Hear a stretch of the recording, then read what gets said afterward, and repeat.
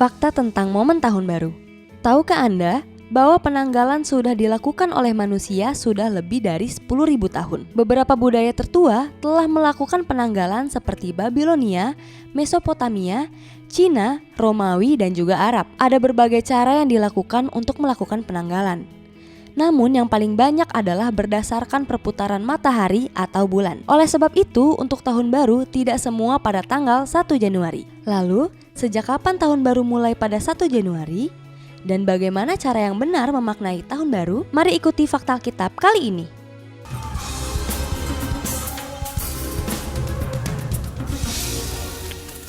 Tahun baru 1 Januari berdasarkan kalender Gregorian. Tahun baru yang kita rayakan setiap 1 Januari saat ini berdasarkan penanggalan Gregorian. Mengapa namanya kalender Gregorian?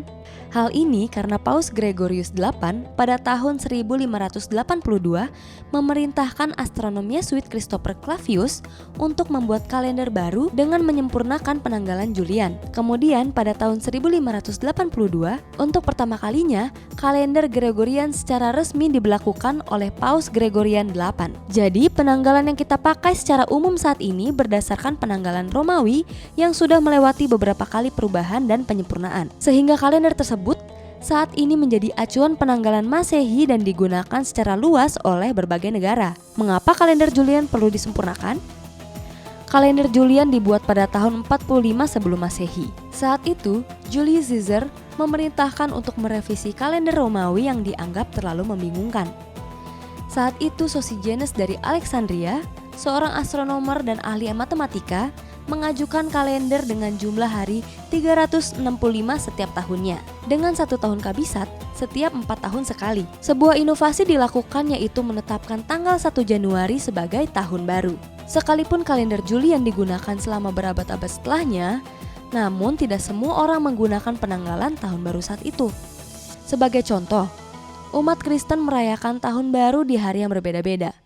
Sebagai contoh, Kristen Ortodoks merayakan tahun baru pada 14 Januari atau Kristen Eropa yang merayakan pada tanggal 25 Desember, 1 Maret, dan 25 Maret. Kalender Julian direvisi agar lebih akurat secara waktu berdasarkan jumlah waktu yang dibutuhkan oleh bumi untuk mengitari matahari. Kalender Gregorian juga menggeser penanggalan dari kalender Julian sekitar 2 minggu sehingga kalender Gregorian sejalan dengan pergantian musim. Kalender Romawi, nama-nama bulan menggunakan nama dewa. Tahukah Anda bahwa bulan Januari berasal dari kata Janus, yaitu dewa waktu atau dewa permulaan, gerbang, transisi waktu, dan akhir. Sedangkan untuk bulan Februari berasal dari kata Februarius, sebuah perayaan hari pengudusan untuk orang Romawi. Contoh lain bahwa bagaimana orang Romawi menamai nama bulan dengan nama dewa adalah bulan Juni, yaitu berasal dari kata Juno, ratu dewa Olimpik. Dia adalah dewi pelindung dan penasihat khusus negara. Sekalipun penamaan bulan oleh Kekaisaran Romawi sebagian besar menggunakan nama dewa-dewi, namun di kemudian hari, gereja yang mengambil bagian dalam pembentukan kalender terbaru tidak melakukan perubahan. Hal ini mungkin mengingat bahwa penamaan bulan tersebut telah populer dan telah digunakan ratusan tahun. Tahun baru yang Alkitabiah. Tahun baru menurut Alkitab tentu saja mengikuti penanggalan Yahudi. Berdasarkan catatan Alkitab dalam Keluaran 12 ayat 1-2, berfirmanlah Tuhan kepada Musa dan Harun di tanah Mesir. Bulan inilah yang akan menjadi permulaan segala bulan bagimu. Itu akan menjadi bulan pertama bagimu tiap-tiap tahun. Bulan tersebut adalah bulan Nisan, Rosh Chodashim, secara literal diterjemahkan sebagai kepala bulan-bulan baru. Hal ini membuat tanggal 1 Nisan menjadi tahun baru berdasarkan penanggalan Yahudi yang ditetapkan oleh Tuhan sendiri. Tanggal 1 Nisan juga menjadi sebuah pertanda bagi orang Yahudi untuk mempersiapkan Paskah. Seperti yang dituliskan pada Keluaran 12, peristiwa Paskah Yahudi adalah proses bagaimana Tuhan membawa bangsa Israel untuk keluar dari tanah Mesir. Walaupun demikian, bangsa Yahudi secara umum merayakan tahun baru bukan saat Rosh Chodashim, tetapi pada saat Rosh Hashanah yang jatuh sekitar bulan September. Mereka merayakan tahun baru Rosh Hashanah berdasarkan ajaran tradisi bahwa hari tersebut merupakan peringatan hari penciptaan Adam dan Hawa. Perayaan Rosh Hashanah jatuh pada hari pertama bulan Tishrei, yang merupakan bulan ke-7 pada kalender Yahudi. Belajar dari orang Yahudi memaknai tahun baru. Bagi orang Yahudi, Perayaan Tahun Baru Rosh Hashanah tidaklah seperti saat ini masyarakat pada umumnya merayakan Tahun Baru dengan pesta pora dan gegap gempita.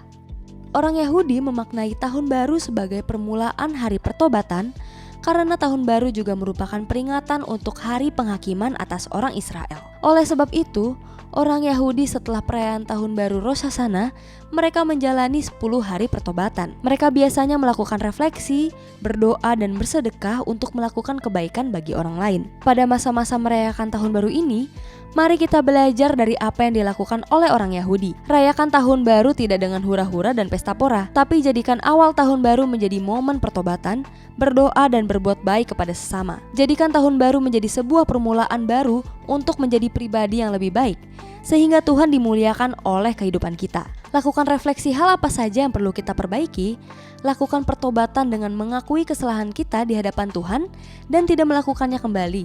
Dan jangan lupa jadikan Januari untuk memberi buah sulung untuk menjadi saluran berkat bagi orang-orang yang membutuhkan. Selamat Tahun Baru 2024 dan Tuhan memberkati.